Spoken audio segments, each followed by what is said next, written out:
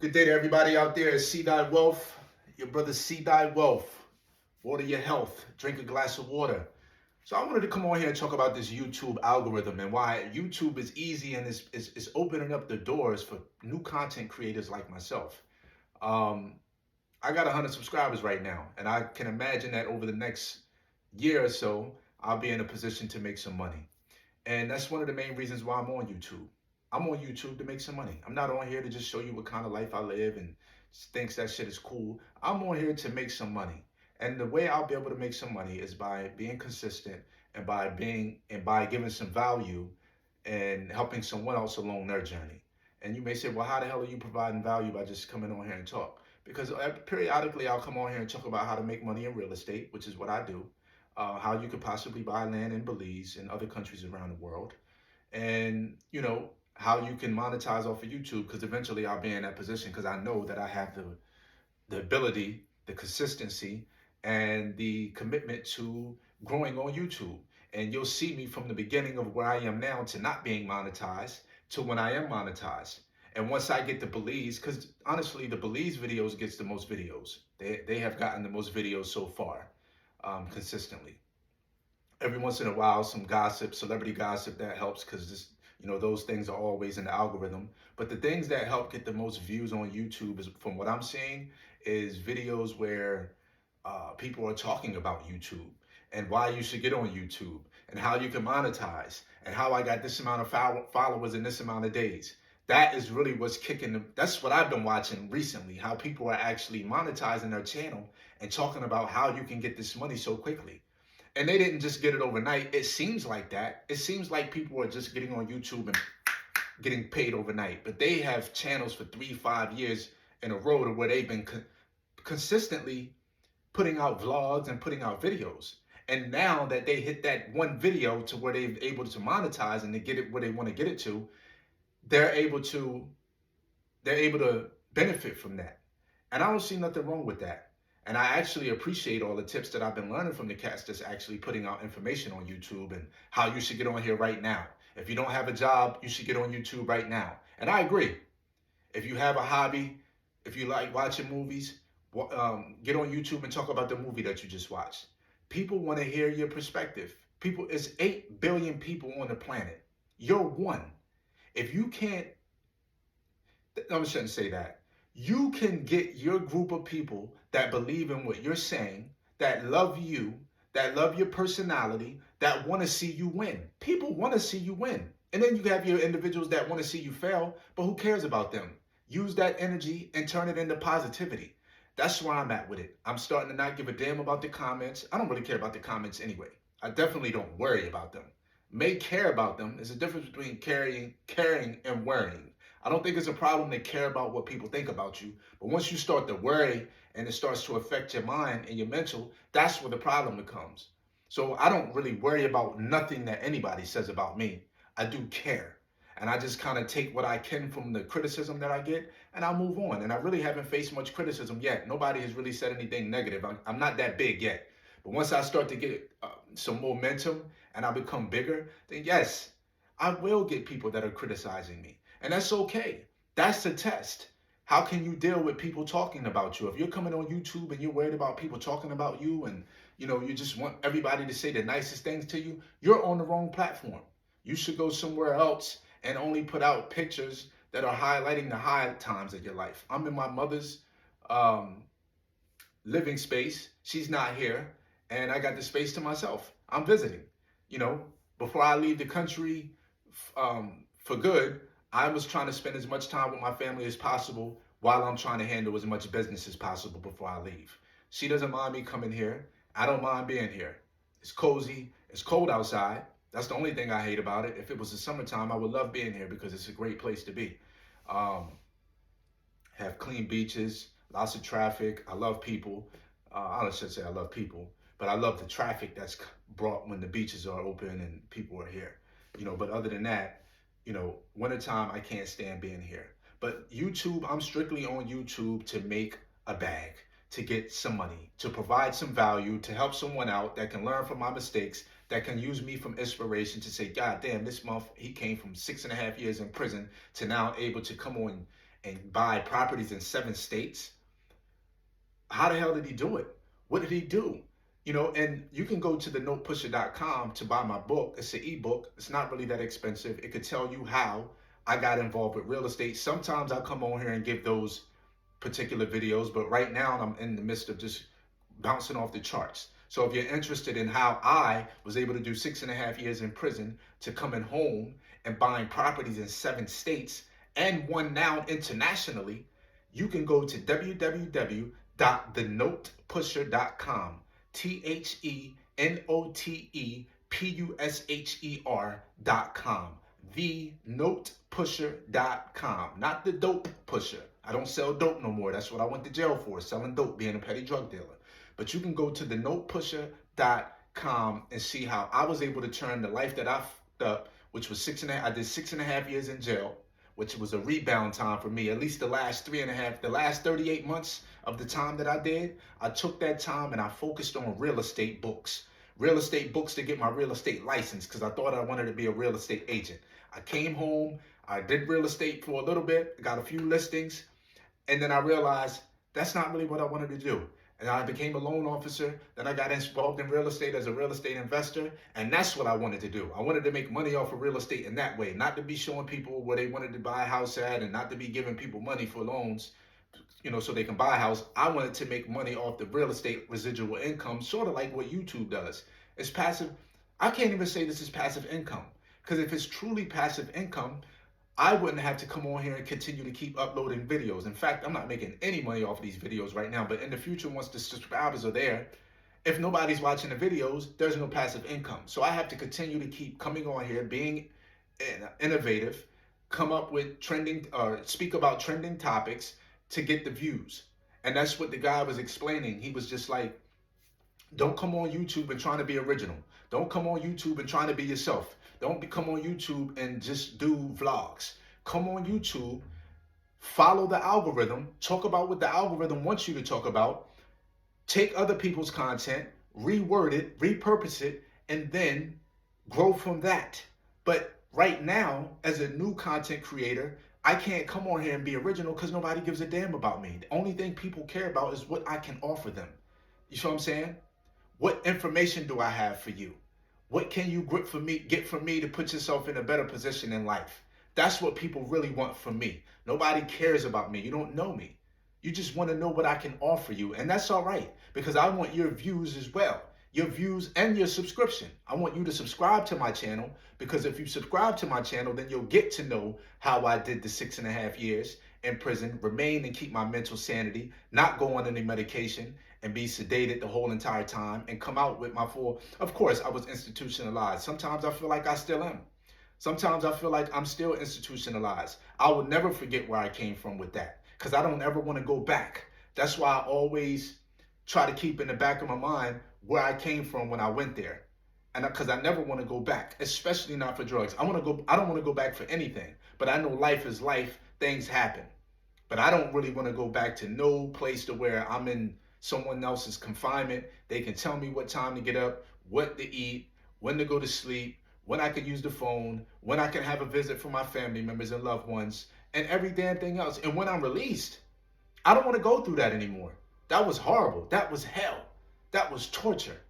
And to be able to keep your mental faculty for that amount of time, 6.5 years, and come home and able to implement everything that you learned from a real estate perspective and more, because I did never see myself in a position to be this free.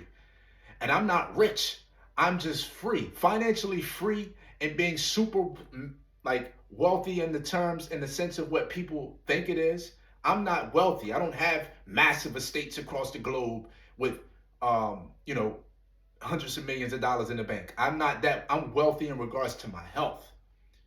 But I know how to manage my money. I know how to buy enough assets to take care of the life that I want to live. I make enough money every month to pay for that $500 a month in Belize for the little place that I have. Yes, I do.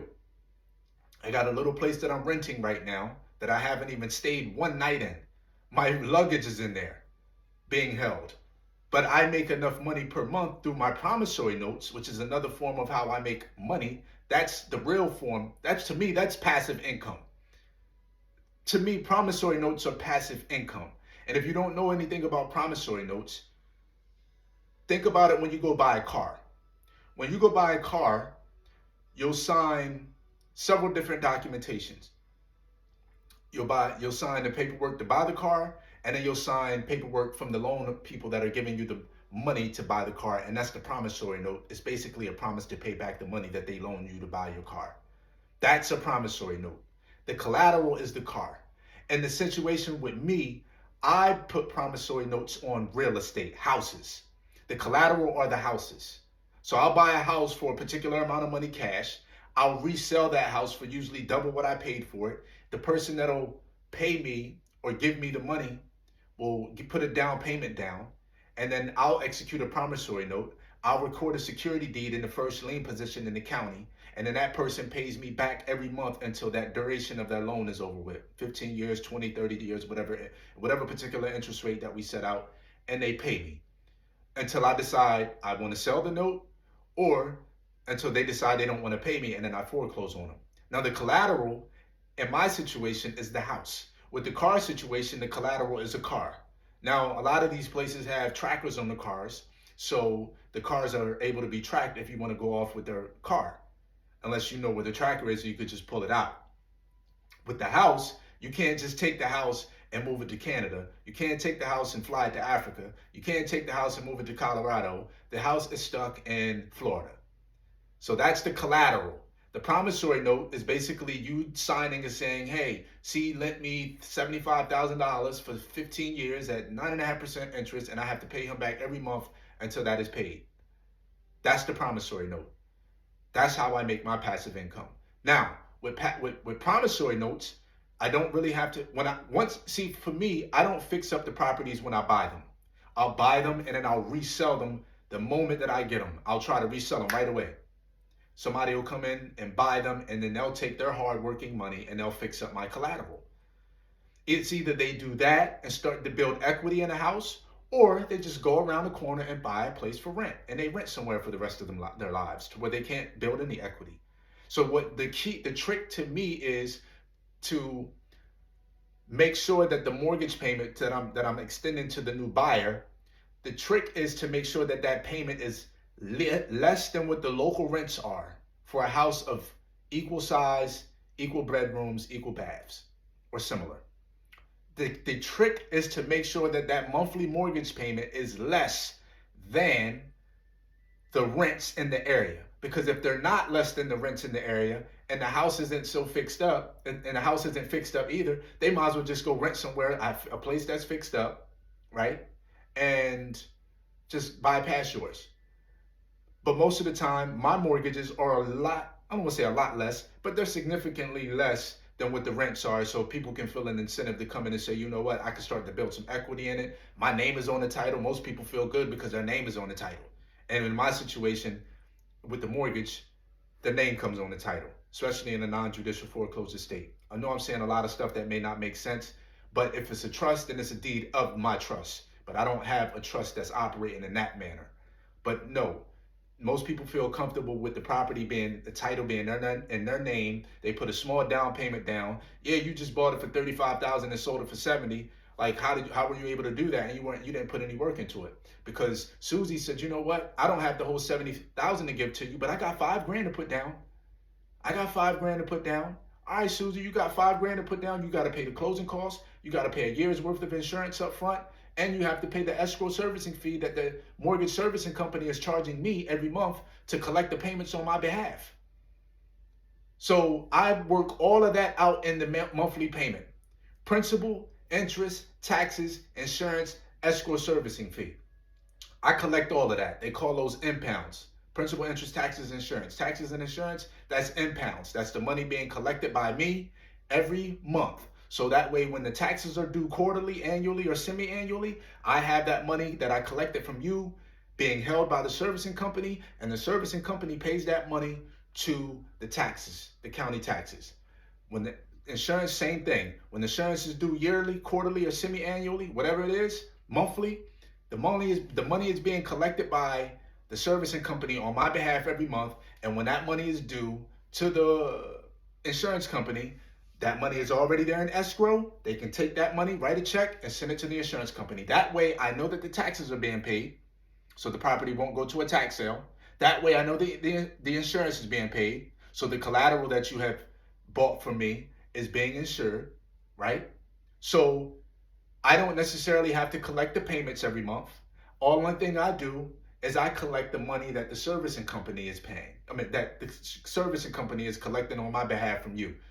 Susie pays the servicing company collects the money and sends to me. Susie's late on a payment, the servicing company sends a late notice to her. She's 2 months late, they'll send another late notice to her, what the late fee is. She's 3 months late, so on and so forth. Once she's 3 months late, I'll hire a lawyer from there, right? Lawyers don't charge no money up front. They don't charge any money up front when you're there. At least in all of the situations where I filed foreclosures, the lawyers never take any money up front. They always get theirs on the back end because they know that this is a for sure thing. Once the property goes for sale, either someone is going to buy it at the auction or I'll get the asset back. Either someone's going to buy it at the auction or I'll get the asset back. If someone buys it at the auction, the lawyer takes their money off top, the rest of the check comes to me. All right? The auction is set off at any dollar amount that I want it to be set at as the lender. The auction amount is set off, I usually started off at what the borrower owed me. So if it was it was a $70,000 house that I sold to Susie. She got the house, now she has a $65,000 mortgage. She paid for a little bit. Let's just say she owes $64,200 before she stopped paying.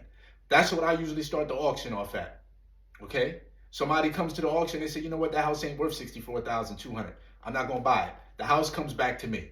Now, if that situation occurs and nobody buys it at the auction, then I have to come out of my pocket and pay the lawyer. And I'm okay with that because I got the asset back. I could put the house right back on the market and resell it.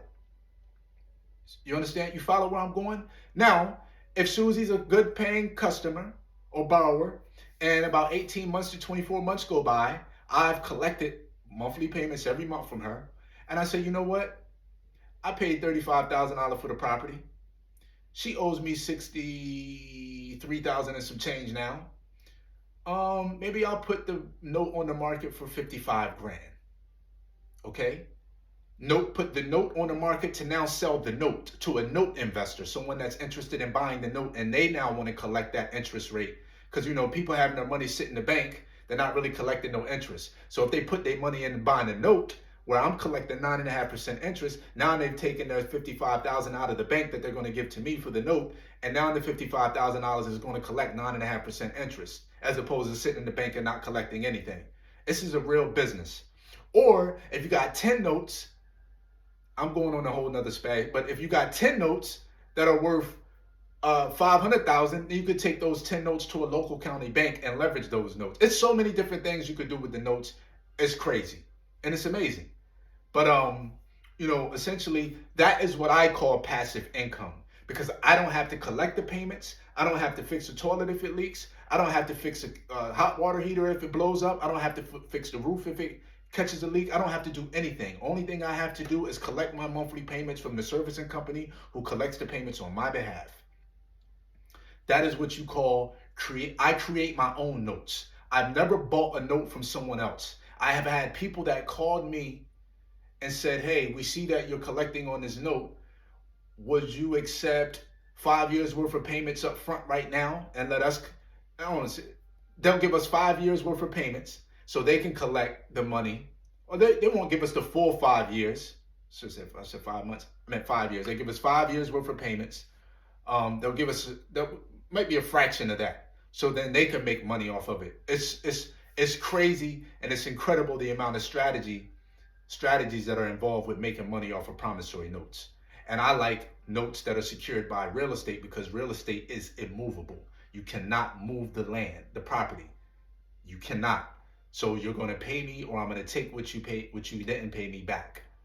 And if you have the money to pay and we're going to foreclosure, I'm going to allow you to pay, because I'm not in the business of taking anybody's house. I do want you to keep your house. There's more money in the long term anyway. I could buy a house for $35,000, sell it for $70,000. and get a $5,000 down payment, extend you a $65,000 promissory note, record a security deed in the first lien position, collect on that note for 30 years, and by the time you end up paying me in 30 years, you're going to end up paying me $250,000, almost $300,000. I paid $35,000 for the property. You tell me what type of return on investment is that?